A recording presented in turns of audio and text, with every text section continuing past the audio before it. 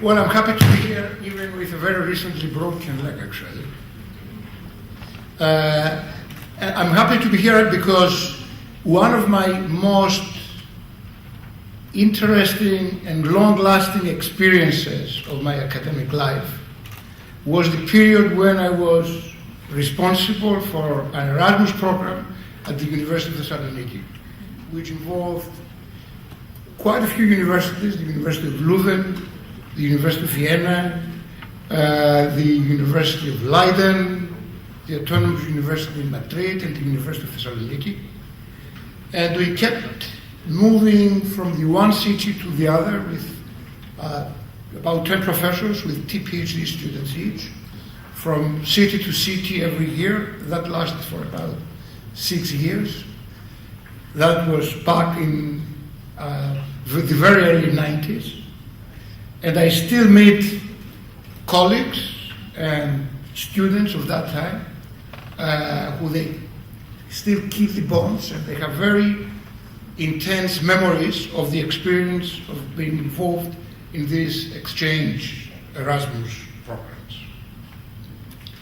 It's not really the academic part of any program is not the most important thing that one might have. After a few years, knowledge fades away or it becomes obsolete.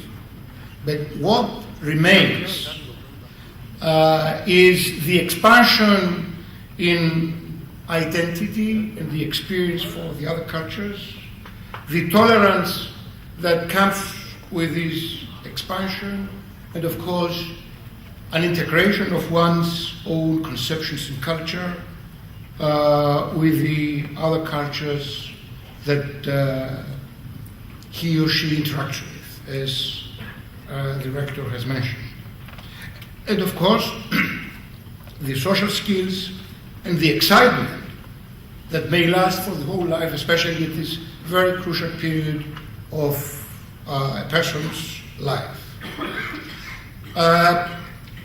The whole process of the building the European Union is important. Probably a crucial part of this process is this exchange program and all kinds of programs that involve education.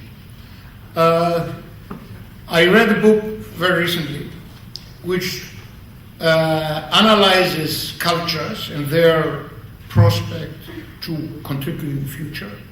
And the author speaks about 3 levels in the organization of civilizations. Level first, when the civilization is incoherent and not having control of its own processes and dynamics, so it cannot affect the future. A second phase, when the civilization is very dynamic and it acquires control, and it has a barbaric element in it, to believe that it has to impose its own values and culture and economy and so on the others.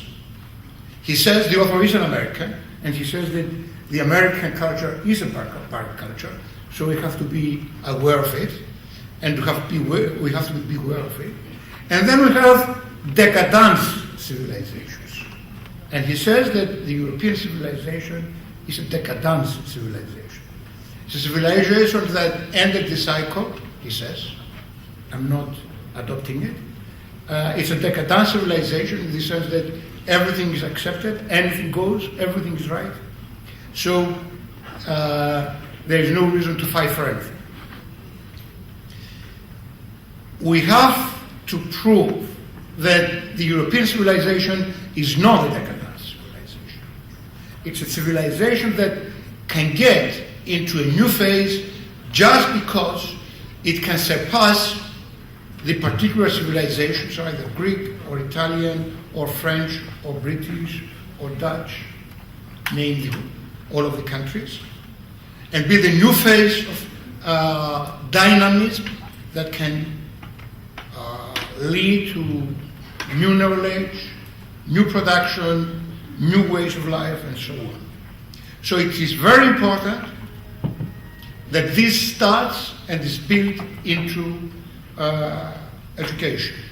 In as far as we are concerned, we are a small country. Actually, a small country, geographically speaking, at least at the periphery, at the edge of Europe.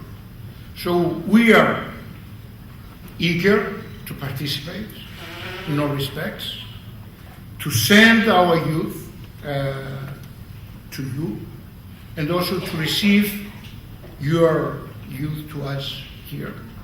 So it is important for us that you accepted our invitation, and I do thank and congratulate the chairman and all of our staff here, all of our officers who contributed to the organization of this Eracon 5th conference.